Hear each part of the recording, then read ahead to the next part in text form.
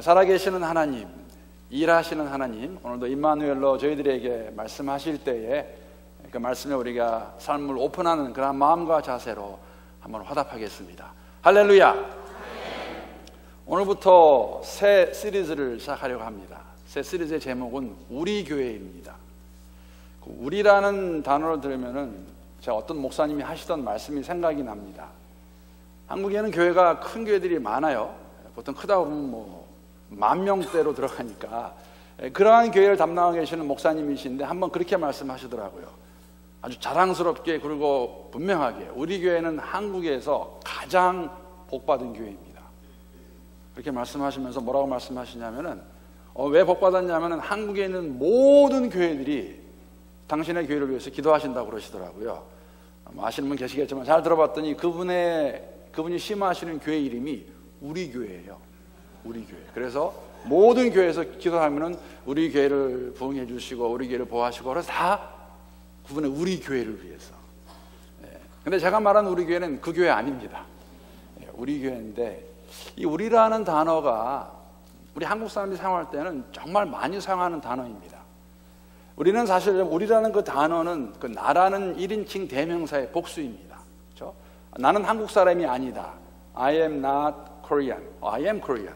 난 한국 사람이다. 그런데 그 복수를 하게 되면 우리는 한국 사람이다. We are Koreans. 괜히 정감이 가는 말이고 좋은 말이에요. 그런데 우리는 우리를 너무 좋아해가지고 우리를 너무 많이 써요. 어디까지 쓰냐면은 우리 아내. 여러분 이게 미국 사람들은 굉장히 황당해하는 말이에요. 어떻게 아내가 우리 아내가 될 수 있어요? 내 아내죠, 내 아내. My wife지 our wife란 말이 있을 수도 없어요. 그런데 우리가 우리란 말 쓸 때는 그 나라는 의미가 들어가 있습니다. 좋은 것입니다. 그래서 우리가 만약에 우리 교회라고 했을 때 내가 이 교회의 멤버로서 내 교회 같이 잘 섬기겠다, 좋은 의미이지만 제가 말하는 우리 교회는 아닙니다. 우리라는 단어는 나와 너예요. 우리, 여러분과 저, 이 무리가 우리라는 것이죠.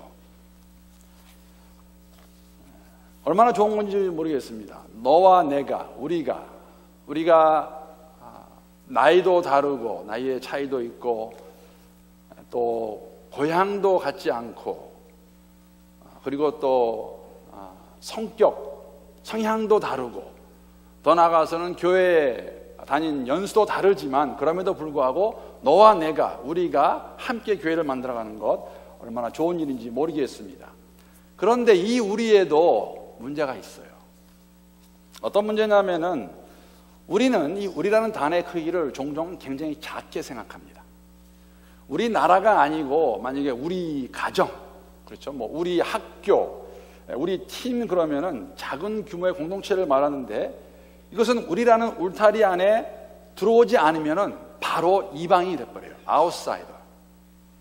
경상도 말에 저는 경상도 사람이 아닌데 그런 말이 있어요. 우리가 남이가. 이 남이가란 말에는 사실 우리가 남의 반대말이 돼버리는 거예요. 그렇지 않습니까? 그래서 흔히 우리가 우리라는 말을 쓸 때는 우리가 종종 그러면 안 되는데 우리 편 아니면 저 편, 우리끼리만 라는 그런 의미가 들어가 있다는 것이죠. 굉장히 배타성을 가지고 있을 수 있는 단어가 우리라는 단어입니다. 우리 교회를 말할 때는 여러분 이 의미도 아닙니다. 우리라는 단어에 우리 교회 우리는 너와 내가 있고 거기서 끝나는 것이 아니라 하나님이 함께 하시는 거예요. 그것이 우리입니다. 우리 교회. 하나님이 함께 하시는 교회. 좀 더 자세히 말씀을 드리면은 저희 교회를 하나님께서 50년 동안 보호해 주셨습니다. 우리가 말로만 그러는 것이 아니라 앞으로 50년을 우리가 교회를 세워갈 때 하나님의 교회, 우리 교회는 어떠한 교회일까? 하나님이 중심이 되어서 하나님의 말씀이 우리의 기초가 되어서 스탠다드가 되어서 우리가 만들어가야 되는 그 교회, 50년 후에 우리의 자손들이, 우리의 후손들이 봤을 때 야, 우리 교회는 정말 하나님의 교회이구나 라는 말을 할 수 있는 교회가 어떠한 교회일까? 지금까지 인도하신 하나님께서 이러한 교회를 우리가 새롭게 만들어가기 위해서 어디에서 그 모습을 볼 수 있을까 하고 고심했습니다. 기도하다가 제가 선택한 말씀이 고린도 전서입니다. 좀 길어요, 고린도 전서가. 제가 잘 봤더니 최소한 놀라지 마세요. 35번 설교해야 될 것 같아요. 감사한 것은 올해 안에 끝날 것 같습니다. 고린도전서에 나와 있는 그 교회, 하나님의 교회입니다. 그 교회를 보면서 우리 교회가 그런 교회가 될 수 있는 마음으로 오늘 그 첫 번째 본문 말씀 고린도전서 1장 1절부터 9절까지의 말씀을 함께 다 찾아서 펴서 교독하도록 하겠습니다. 본문은 사도 바울이 자신의 사도가 된 것을 하나님의 뜻으로 말미암아 그리스도 예수 안에서 부르심을 받아 된 것이라고 그렇게 스스로를 소개하면서 시작합니다. 하나님의 뜻, 그리스도 예수의 부르심이라는 이 단어가 바울에게는 정말 특별한 의미가 있었던 것을 저희들이 잘 알고 있습니다. 여러분, 뜻이라는 단어 다 무엇인지 알고 계실 거예요. 근데 만약 누가 와서 뜻이 무슨 의미입니까? 하나님의 뜻 하면은 무엇이라고 대답하시겠습니까? 뜻의 국어사전 정의는 이렇게 내리고 있습니다. 무엇을 하겠다고 속으로 먹는 마음을 뜻이라고 이렇게 말할 수 있습니다. 저희 가정이 가지고 있는 습관, 프랙티스가 하나 있어요. 뭐 그걸 전통이라고 말할 수도 있고 트래디션이라고 말할 수 있는데 무엇이냐면 큰 거 아닙니다. 저희가 월요일 저녁은 패밀리 나잇이라고 그렇게 말합니다. 가족의 날. 특별한 일이 없으면 가족이 다 모여서 그날은 함께 음식을 먹고 주로 외식을 합니다. 그리고 들어와서 항상 하는 게 뭐냐면은 놀라지 마세요. 카드놀이 합니다. 제가 장가 결혼해서 장인어른에게 배운 카드놀이가 있습니다. 재밌습니다. 외식은 어떻게 하냐면은 페어하게 해야죠. 돌아가면서 식당을 정합니다. 그래서 이번 주가 만약에 제가 정했으면 다음 주는 아내가 하고 그 다음 주는 우리 큰딸이 하고 둘째 아들은 없으니까 할 수 없고 그 다음에 이제 막내가 이렇게 돌아가면서 합니다. 그런데 요새 조금 문제가 생겼어요. 어떤 문제가 생겼냐면은 네 사람 중에 한 분이, 누구라고 제가 말 안 하겠어요. 한 분이 유독 한국 음식을 고집합니다. 그러면서 그러시더라고요. 나이가 들면서 난 한국 음식이 좋다. 그렇게 해서 옛날에는 우리가 태국 음식이나 베트남 음식을 잘 먹었는데 은근슬쩍 이렇게 압력 집어넣어가지고 한국 음식 먹으러 가자고 그래요. 그러면 보통 저는 그분을 많이 사랑하니까 저한테 잘 들어주고 딸도 뭐 별일 없는데 항상 막내가 갔다가 잠깐만 오늘은 왜 아빠 차례인데 엄마가 저렇게 말하지? 얘기를 해버렸네 제가. 예. 그래서 그런 거예요. 엄마 마음대로 하면 안 되지 할 때 마음대로 하면 안 되지가 뜻이겠죠. 여러분, 바울이 사도가 된 것은 본인 뜻대로 된 거 아닙니다. 스스로 나한테 내가 사도다 한 것도 아닙니다. 하나님의 뜻대로, 하나님이 원해서, 하나님이 그를 사도로 세우셨다는 것이죠. 여러분, 이 인사한 말은 사실은 고린도전서에만 나오는 거 아닙니다. 다른 서신서에도 시작을 합니다. 이렇게. 그러나 이렇게 다시 한번 사도직이 어떤 사도직인가, 내가 원해서 내 마음대로 한 것이 아니라 하나님의 뜻대로 된 것이라고 말하는 이유는, 왜냐하면 오늘 본문이 끝나게 되면 다음 주부터는 사도 바울은 바로 교회를 책망하기 시작합니다. 책망할 때 내가 이렇게 하는 자격이 있다면 나는 하나님의 뜻으로 세움받은, 하나님의 뜻으로 선택받은 사도이기 때문에. 그와 더불어 사도 바울은 이렇게 말합니다. 예수 그리스도의 부르심으로 사도했다고 말하고 있습니다. 예수께서 어떻게 그를 부르십니까? 우리는 이 사건을, 이러한 이 광경을 뭐라고 말하냐면은 다메섹 사건이라고 그렇게 말을 해요. 기억나실 겁니다. 여러분, 바울의 원래 이름은 사울이었습니다.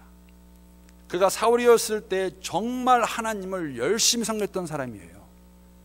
그가 섬기는 하나님이 원하시는 것이 무엇이냐고 했을 때 사울은 그렇게 생각했습니다. 예수라는 자를 믿는 자라는 다 잡아서 감옥에 넣고 그 사람들은 핍박받아 마땅하고 죽어도 마땅하다. 그래서 스데반이 죽을 때 그는 그 자리에 있었습니다. 그것을 성경학자들은 동의했다고 말하죠. 아니면 하게 했다고 말하고 있습니다. 그런데 그가 어느 날 이런 이야기를 했습니다. 다메섹이라는 곳에도 예수 믿는 자들이 있다고 그러더라. 그 이야기를 듣고 사울은 대제사장에 가서 편지를 받습니다. 내가 다메섹 회당에 가서 이것을 보여주고 다메섹에 있는 예수 믿는 자들 잡아서 끌어서 내가 예루살렘에 돌아오겠다. 그리고 그가 열심히 가는 그 도상에서 예수님이 먼저 나타나십니다. 내가 그다, 나다, 나. 왜 나를 핍박하느냐. 그것이 사도 바울이 말하고 있는 예수 그리스도의 부르심입니다. 여러분, 여기서 우리가 잠깐 생각할 수 있는 것은 뭐냐면, 사람의 생각이, 사람이 믿는 것이 얼마나 무서울 수 있는가. 사울이 예수 믿는 사람을 잡아 죽인 것은 하나님에 대한 열심이었습니다. 그 말은 무슨 말이냐면, 그가 알고 있던 하나님의 모습과 이미지와 원래부터 예수 만난 다음에 하나님의 이미지는 같지 않다는 것이죠. 사울은 그 일을, 예수 잡아 죽이는, 예수 믿는 사람 잡아 죽이는 일을 하나님이 기뻐하시는 것이라고 알고 했다는 것이에요. 그 믿음에 따라 행동하던 것이 스데반의 순교의 그 장소에 있었고, 지금 다메섹으로 예수를 믿는 자들을 잡으러 가다가 만나게 됐다는 것이죠. 이 사울에게 예수님 찾아오셔가지고 그에게 사도직을 줍니다. 하나님의 뜻에 따라 예수 그리스도의 부르심을 받아서 사도가 된 바울이 지금 고린도교회 성도들에게 말씀을 전합니다. 그리고 아주 심하게 책망을 할 것입니다. 사도 바울의 책망은 여러분 감정적인 것이 아닙니다. 자신의 이익을 위해서 한 거 아닙니다. 사도 바울에게는 부담이 있었죠. 내가 이 일을 위해서 세움을 받았는데 이 교회가 만약에 넘어지게 되면, 이 교회가 힘들어지게 되면 이것은 아니지 않느냐. 내가 이 교회를 바로 세워야겠다. 어떻게 보면 여러분, 고린도 교회가 가지고 있는 그 당시의 상징성은 상당히 크다고 생각합니다. 왜냐하면 한 가지 알 수 있는 것은 뭐냐면, 고린도 교회 보내는 서신서가 굉장히 길어요. 그리고 전서 후서 말고도 적어도 1개나 2개 이상의 편지가 그들에게 주어졌을 것이라고 전서 후서를 읽어보게 되면 저희가 짐작할 수 있는 것이죠. 그렇기 때문에 사실 사도 바울의 입장에서는 교회를 잘 세우는 것이 굉장히 중요한 일이었습니다. 왜 그랬을까? 여러 가지 이유가 있을 수 있지만은, 고린도라는 도시는 이 당시에 로마 제국이 다스리던 지역 가운데서 굉장히 주목을 받고 있는 명성이 있던 도시였습니다. 그 도시에는 헬라 문화라든지 또 예술, 상업이 아주 번성했던 곳이고, 특히 자유주의와 성적 타락이 아주 만연했던 곳이 고린도라는 도시입니다. 고린도 도시가 얼마나 성적으로 타락했는 것을 알 수 있냐면, 그 당시에 사람들이 말할 때 저 사람은 성적으로 문란하다 하는 그러한 말을 할 때는 어떻게 표현했냐면, 저 사람은 고린도인처럼 산다고 말을 했습니다. 상당히 문란한 거죠. 아마 그렇기 때문에 사도 바울은 다른 도시와는 좀 다르게 1년 6개월을 거기에 머물면서 교회를 세웁니다. 거기에 있을 때 디도 유스도라든지 회당장, 그리스보 가족이라든지 아니면 동역자, 같이 천막을 기었던 아글라와 브루스길라도 그것을 만나서 교회를 같이 함께 세웁니다. 그런데 그 교회가 지금 문제가 있어요. 문제가 있는데 상당히 많습니다. 그가 듣기도 하고 문제를 가지고 또 옵니다. 그래서 쓴 편지가 고린도전서인데, 고린도전서를 우리가 함께 공부하면서 알겠지만 이러한 문제들이 있었습니다. 근친상간의 죄, 교회 내에서 파당, 분당하는 것, 소송 문제 있었습니다. 성찬의 문제도 있었고, 또 사도 바울의 사도직을 부인하기 원하는 사람도 있었다는 것이죠. 그러한 그들의 이야기를 듣고 사도 바울이 정말 무거운 마음을 가지고, 안타까운 마음을 가지고, 그들을 사랑하는 마음을 가지고 쓴 편지가 고린도전서입니다. 여러분 어떻게 알 수 있을까요? 분명한 것은 다메섹으로 가는 도상에서 예수를 만난 이후 바울에게는 그러한 헌신이 있었습니다. 내가 앞으로 내 남은 인생의 남은 부분은 주의 나라를 위해서, 주의 복음을 위해 살겠다. 그래서 그러한 헌신이 있었기 때문에 사도 바울은 정말 힘든 삶을 살았습니다. 여러분 고린도후서 11장 23절부터의 내용을 보게 되면은 여러분 다 기억하고 계실 겁니다. 정말 예수 때문에, 복음을 전하는 삶 때문에 죽을 뻔도 몇 번 하고 엄청 힘든 삶을 사는데, 그러한 모든 것보다 사도 바울의 마음을 가장 힘들게 하고 염려하는 게 있었어요. 그거 무엇인지 아세요? 고린도후서 11장 28절만 제가 한번 세 번역으로 읽어보겠습니다. 그 밖의 것은 제쳐놓고서라도, 그 밖의 것은 지금 복음을 위해서 당한 어려운 삶입니다. 그거 다 제껴놓고 모든 교회를 염려하는 염려가 날마다 내 마음을 누르고 있습니다. 이렇게 내가 고생당하는 거, 비박받는 거 다 괜찮습니다. I'm okay with it. 왜냐하면은 하나님의 교회가 바로 세워줄 수 있다면은 나는 괜찮습니다. 그래서 교회를 생각하는 마음이 너무나도 그의 마음을 아프게 하고 있었죠. 그래서 지금 고린도 교회 얘기를 들었습니다. 그 얘기를 들으면서 그 교회가 넘어지면 안 되는데, 그 교회가 쓰러지면 안 되는데, 그 교회가 잘못되면 안 되는데, 그 마음을 가지고 그들이 그것을 잘 이길 수 있도록 쓴 편지, 고린도 전서입니다. 우리는 이러한 삶은 어떤 삶이라는지 아세요? 고생을 자처하며 사서하는 삶. 사도 바울은 그런 삶을 살았다는 것이죠. 사도 바울에게 있어서 교회를 세우는 일은 그 어떠한 것보다도 가장 중요한 것이었고 가장 귀한 사역이었기 때문에, 고린도 교회가 하나님의 교회이기 때문에 그 교회를 생각하고 안타깝게 여기는 마음으로 쓴 편지. 오늘 본문에는 하나님의 교회가 어떤 교회인가를 저희들에게 보여주고 있습니다. 만약 여러분과 제가 하나님의 말씀 안에서 성령이 인도하시는 가운데 교회를 세우기 원한다면 이런 교회를 세워야겠죠. 이런 교회를 만들어야 되겠죠. 오늘 본문은 저희들에게 4가지로 하나님의 교회의 모습을 보여주고 있습니다. 함께 나누기 원합니다. 우리 먼저 2절 말씀, 우리 한번 함께 한 목소리 읽겠습니다. 시작. 고린도에 있는 하나님의 교회 곧 그리스도 예수 안에서 거룩하여지고 성도라 부르심을 받은 자들과 또 각처에서 우리의 주 곧 그들과 우리의 주 되신 예수 그리스도의 이름을 부르는 모든 자들에게. 사랑하는 성도 여러분, 하나님의 교회는 성도들이 모이는 곳입니다. 성도. 조금 전에 말씀을 드렸지만은 우리가 고린도전서를 함께 공부하기 시작하면은 정말 많은 문제를 저희가 보게 될 것입니다. 어떨 때는 그런 생각도 들 것 같아요. 이런 문제까지 있었나? 교회라는 곳에? 라는 마음이 들 것입니다. 그런데 사도 바울은 고린도 성도들을 향해서 이렇게 말하지 않습니다. 이 말썽쟁이요 문제가 있는 사람이요 세상적인 너희들아, 그렇게 하지 않아요. 편지의 시작은 성도입니다. 성도라고 부르고 있다는 것이죠. 어쩌면 그런 딱지를 문제아들 그렇게 해도 괜찮을 것 같아요. 그러나 사도 바울은 그들을 성도라고 부르고 있습니다. 예수 그리스도 안에서 세상과 구별되어 선택받은 자들, 그 자들이 성도라는 것입니다. 그러므로 교회 안에 있는 여러분과 제가 받아야, 들어야 할 호칭이 있다면, 명칭이 있다면 여러분 다른 거 아니에요. 우리의 호칭은 무엇입니까? 성도입니다. 문제야, 이기적인 사람, 말썽꾸러기, 회방꾼.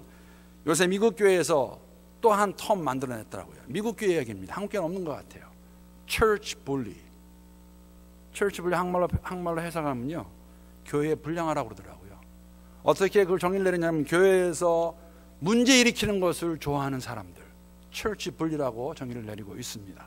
여러분, 이러한 것들이 레이블이 될 수가 없습니다. 여러분과 제가 들어야 될 호칭이 있다면 다른 거 아무것도 없이 성도입니다. 그리스도 예수 안에서 세상과 구별되어서 하나님의 백성으로 부름받은 자들이 모인 것, 교회 안에는 성도가 있다는 것이죠. 그렇기 때문에 여러분과 저는 정말 쉬지 않고 기도해야 돼요. 무엇을 기도하냐? 우리 가운데 아직까지 예수를 모르는 분들이 계시다면 그분들 우리 교회에 와서, 이곳에 와서 예수 만날 수 있도록 기도하셔야 됩니다. 여러분, 이것이 교회가 가지고 있는 가장 우선적인 사역이라는 것이죠. 왜? 우리는 세상의 모임이 아니기 때문에, 우리는 성도이기 때문에, 우리 가운데 아직까지 예수를 못 만난 분이 계시다면 우리가 정말 안타까운 마음으로 그분들을 향해서 우리의 삶을 통해서 예수 믿을 수 있도록 도와줘야 되는 것, 그것이 교회가 해야 되는 것입니다. 그것이 교회가 존재하는 목적이고, 교회는, 하나님의 교회는 성도들이 모인 것입니다. 두 번째는 4절에 나옵니다. 4절만 정확히 같이 읽겠습니다. 시작. 그리스도 예수 안에서 너희에게 주신 하나님의 은혜로 말미암아 내가 너희를 위하여 항상 하나님께 감사하노니.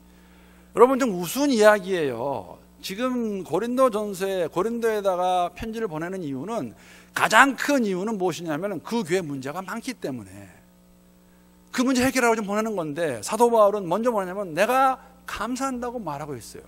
무엇으로 인해서? 하나님의 은혜로 인하여서. 두 번째로, 그렇기 때문에 하나님의 교회는 하나님의 은혜가 풍성한 곳입니다. 풍성해져야 되는 곳입니다. 여러분, 그 교회의 문제를 어떻게 해결할 수 있겠어요? 어떻게 할 수 있을까요? 방법은 오직 하나예요. 하나님의 은혜가 더욱더 풍성해질 때에. 은혜가 아니면 안 된다는 것이죠. 하나님은 은혜 가운데 필요한 은사들을 주실 것입니다. 은사를 주시는 목적은 오직 하나예요. 교회를 잘 세우라고, 잘 섬기라고.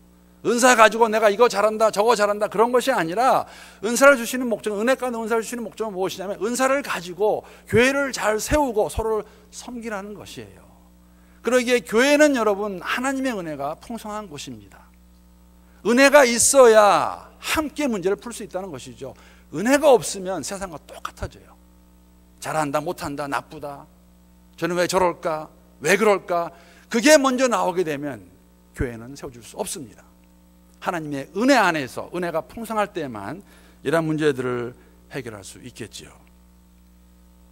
그러므로 교회 안에서 정말 강조되고 나눠야 할 것이 있다면 바로 하나님의 은혜인데, 여러분과 저는 하나님의 은혜를 얼마나 깊게 이해하고 감격하며 살고 있을까? 한 심리학자가 이러한 실험을 했다고 합니다. 저는 이 실험을 그냥 읽기만 했는데 이렇게 하면 꼭 이렇게 될 것 같아요. 이러한 내용입니다. 어느 동네 한 블락을 택해가지고 이 심리학자가 매 집 앞에다가 100불짜리를 내려놓습니다. 한 달 하기로 했어요. 어떻게 사람들이 반응하나. 시험 첫날 집 앞에 100불짜리를 발견하고 사람들이 놀라는 거죠. 그리고 그걸 본 사람은 이렇게 생각합니다. 저 사람이 미쳤나 봐. 100불짜리를 왜 우리 집 앞에 놔두지? 그러면서도 저 사람 미쳤네? 마이 파켓. 또 가져갔어요. 100불짜리가 놓고 갔으니까. 한 4월이 지나니까 그 블락에 있는 모든 사람이 다 알게 되었습니다. 저 어떤 사람이 매일 아침마다 100불 갖다 놓는데 너가 가져가면 돼. 한 두 주가 지나니까 이제는 어떻게 되냐면요, 어떤 사람은 대문에 와서 기다리고 서 있어요. 돈 받으려고. 한 3주가 지나고 4주가 지나자 전혀 이상하지 않고 돈을 받아서, 4주째는 돈을 받아서 그냥 보지도 않고 그냥 집어서 들어가고 끝납니다. 한 달이 지났습니다. 이 심리학자가 이제 한 달이 지났으니까 돈을 놓지 않지요. 동네를 지나가는데 사람들이 그를 붙잡으면서 약간은 불쾌한 듯이 이렇게 말합니다. 왜 오늘은 안 주고 갑니까? 못 믿으시겠지만 해보세요 한번. 어떻게 되나. 블락 해가지고 20불짜리로. 사람들은 이유 없이 베풀었던 은혜를 아주 당연한 것으로 여기게 되고, 고마워하기는커녕 나중에는 주지 않는 것을 섭섭해하고 불쾌했다는 것이 그 실험의 결과였습니다. 사랑하는 성도 여러분, 어쩌면 우리는 그 사람들의, 마을 사람들이, 그 블락에 있던 사람들의 모습 속에서 하나님의 한량없는 은혜를 우리가 받으면서도, 항상 누리면서도 그러한 마음이 있지 않을까. 여러분과 제가 얼마나 하나님의 은혜를 이해하고 감격하고 감사하는지 모르겠습니다. 이해한다면 나에게 조금 힘들게 하는 사람이 있다고 그래서, 나에게 좀 아프게 하는 사람이 있다고 그래서 그 사람들 그대로 똑같은 방법으로 할 수 있을까? 아니라고 생각합니다. 하나님의 은혜를 경험한 사람들, 은혜가 풍성한 곳에서는 이러한 모습들이 없어지겠지요. 하나님의 교회는 하나님의 은혜가 풍성한 곳입니다. 세 번째 7절 말씀입니다. 함께 읽겠습니다. 시작. 너희가 모든 은사에 부족함이 없이 우리 주 예수 그리스도의 나타나심을 기다립니다. 여러분, 하나님의 교회는 예수의 재림을 함께 기다리는 곳입니다. 여러분, 재림 믿으세요? 아멘 안 하시면 너무 많은 것 같아요. 재림을 믿으세요? 재림을 믿는 사람들은 이 땅에 소망을 두지 않습니다. 왜 그렇습니까? 예수님 다시 오실 것이기 때문에. 다시 오심이 있다는 것이 아무 의미가 없지 않습니까? 마음대로 살라는 게 아닙니다. 우리가 본향을 향해 하늘나라의 시민권을 가진 자들로서 우리의 시선은 예수의 재림이라는 것이죠. 다시 오실 그 예수님. 여러분, 예수의 재림을 우리가 준비할 수 있을까요? 스스로 한번 물어보세요. 준비할 수 없다. 왜? 2000년 지나지 않았느냐? 하몽차사 아니냐? 내가 믿기에는 적어도 내가 살아있는 동안에는 예수님 안 오신다. 왜? 20년 동안 안 오셨는데 뭐 또 오시겠어요? 오신다 그래도 어떻게 준비를 하냐? 준비 어떻게 하세요? 여러분, 저는 지진이 무엇인지 안다고 저는 말할 수 있어요. 이유를 제가 대겠습니다. 이 서부 쪽에서 가장 큰 지진, 샌프란시스코 그 지진 다음으로 났던 지진이 언제 났었냐면 1992년도, 저는 날짜도 기억해요. 1992년 여름에 있었던 노스리지 지진입니다. 그때 상당히 컸습니다. 그런데 제가 그때에 LA 살 때인데 우리 큰애 가지고 있었고, 그 노스리지에서 한 15마일 정도 떨어진 곳에 저희가 살았습니다. 저 지금도 기억합니다. 제가 너무 놀라가지고 딸 그냥 데리고 튀어나갔던 적 기억이 납니다. 얼마나 심했냐면 저희 아파트, 제가 살던 아파트 바로 옆에가 그 경찰서였는데 경찰서 이 파킹 수사를 다 주저앉아 버렸어요. 상당히 컸습니다. 저는 압니다. 지진이 오면 무섭다는 거. 근데 그 지진은 또 저희가 대만에 가서 경험한 지진하고는 또 비교도 안 돼요. 저희가 중국에 가서 4년 동안 사역을 하고 미국으로 돌아오는 과정에서 대만에 가서 11개월 있었습니다. 대만 교회를 좀 배우기 위해서 11개월 있는 그동안에 4달 지났을 때인가요? 지진이 또 왔어요. 타이베이 다니고 타이중에서 왔는데 제가 하필은 그곳에 있었어요. 그때 11개월 있는데 지진 그때가 7.6인가 그랬을까요? 굉장히 컸습니다. 거기서 한 20마일 떨어진 곳에 저는 정말로 건물이 무너진 줄 알았어요. 제가 무뎌서 다행이지 와이프는 괜히 힘들었는데, 여러분 그저께 네팔에서 7.9 지진이 일어났습니다. 여러분 생각나시면 기도해 주시고 더 이상 피해가 없을 수 있도록 함께 기도해 주시면 좋겠습니다. 그런데 여러분 제가 질문 드립니다. 지진 대비할 수 있으세요? 다음번 지진은 내일 모레 오후 2시에 올 것입니다. 준비하십시오. 그러면 준비할 수 있을 것 같아요. 근데 여러분 그거 아세요? 캘리포니아에서는 지진 대비 훈련 받습니다. 두 가지로 받아요. 하나는 뭐냐면은 갑자기 사이렌 울리면서 우리 옛날 제가 한국 중학교 때 화생방 경보 같이 애들이 막 책상 밑에 들어가든지 뭐 나가든지 막 합니다. 그게 있는가 하면 학년이 새롭게 바뀔 때 매 새학기 처음 주간에 집으로 통지서가 나가요. 무슨 통지서냐면 캘리포니아는 그래요. 지진 대비를 위해서 지플락 백에다가 물 2병, 양말 2개, 언더웨어 하나, 먹을 수 있는 캔디가 하나, 뭐 그런 그 파워바 같은 거 그런 거 해가지고 학교에 보내십시오. 그래서 1년간 그것을 보장합니다. 1년간 그것을 이렇게 갖고 있어요. 그게 지진 대비 훈련이에요. 여러분 만약에 하나님의 교회가 재림을 준비하는 곳이라면 어떻게 대비하고 준비할 수 있을까요? 적어도 캘리포니아는 학생들에게는 1년에 한 번은 적어도 그들이 깨닫는 것이죠. 아, 이거 왜 가지? 지진 올까 봐. 적어도 우리의 마음 가운데는 교회에서 함께 예배를 드릴 때 여러분 그 질문 해보셔야 돼요. 우리가 지금 예배하는 대상이 누군가? 말로만 하는 하나님, 살아계신 하나님 맞는가? 그 하나님 말씀하셨는데 예수가 다시 오실 것이라고. 그러면 이러한 이야기가 우리 가운데 있어야 됩니다. 왜냐하면 하나님의 교회는 그리스도의 재림을 준비하는 곳이기 때문에. 그것을 저에게 보여주고 있습니다. 마지막입니다. 8절 말씀 함께 읽겠습니다. 시작. 주께서 너희를 우리 주 예수 그리스도의 날에 책망할 것이 없는 자로 끝까지 견고하게 하시리라. 정말 아멘입니다. 여러분 그냥 드리는 말씀이 아니라 고린도 교회는 정말 문제가 많았습니다. 너무너무 많았어요. 그런데 사도 바울의 마음 가운데 무엇이 있었냐면은 이러한 것을 다 통해서라도 그리스도의 날까지 책망할 것이 없는 자로 끝까지 견고하게 하시리라는 확신이 있었다는 것이죠. 하나님의 교회는 성도를 튼튼하게 세워주는 곳입니다. 여러분 교회 오는 목적이 무엇이세요? 교회 와서 못하다 갑니까? 함께 와서 국밥 먹고 이런 얘기 저런 얘기하고 이 사람 얘기하고 저 사람 얘기하고 나중에 할 때 잘 가 하고 가는 곳이 교회입니까? 아니에요. 교회에 오시게 되면 여기에 있는 말씀과 같이 우리가 그리스도의 날까지 서로가 튼튼하게 세워줄 수 있도록 도움을 주는 것, 세워주는 것이라는 것이죠. 사랑하는 성도 여러분, 이 말씀은 고린도 교회에만 주어진 건 절대 아닙니다. 왜냐하면 2절에 보게 되면 2절 하반절에 보게 되면 각 처에서 우리 주 예수 그리스도의 이름을 부르는 이들이 모인 곳, 그것이 바로 하나님의 교회입니다. 우리가 미국에 있고 포틀랜드에 있지만은 우리 모두가 다 아직까지 그렇게 못하시는 분들이 있으면 다시 한번 기도하며 바라는 것은 그러한 모든 분들이 다 예수 믿기를 바랍니다.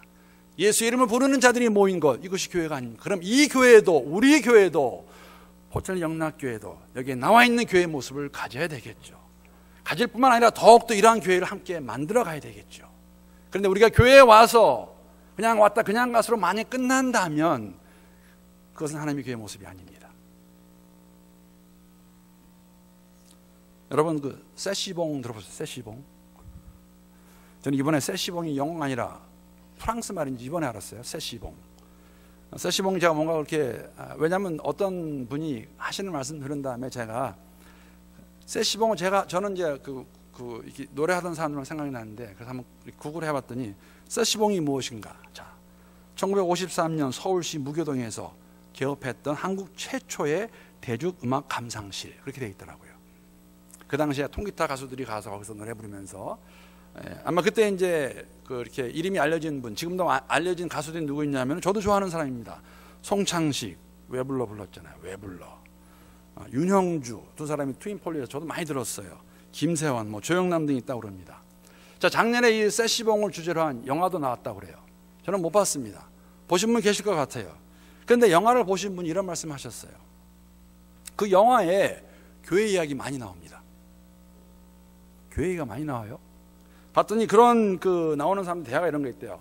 우리가 교회에서 만나서 성가대하다 만나서 이렇게 되지 않았느냐 하는 그러한 배경이, 그 당시 그 배경이 아마 1960년대 말 70년대이기 때문에 그런 말이 나오는데, 저는 그 이야기 듣고 제가 정말 공감한 부분이에요. 왜냐하면 그 당시에는 제가 1975년부터 8년도까지 7년도까지 중학교 다닐 때입니다.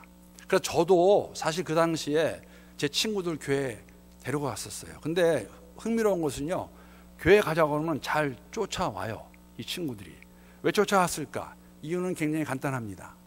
교회나 가야, 중고등부나 가야 여자를 만날 수 있기 때문에. 그때는 다 이렇게 남녀공학이 아니었어요.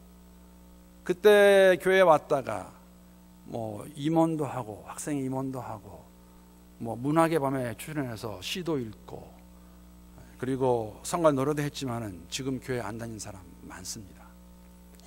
그분의 말씀이 뭐냐면은, 그 당시 70년대 그 많은 사람들이 교회를 왔었지만 아직까지 만약에 교회를 안 다니고 예수를 모르는 것이 있다면은 그게 무슨 의미일까?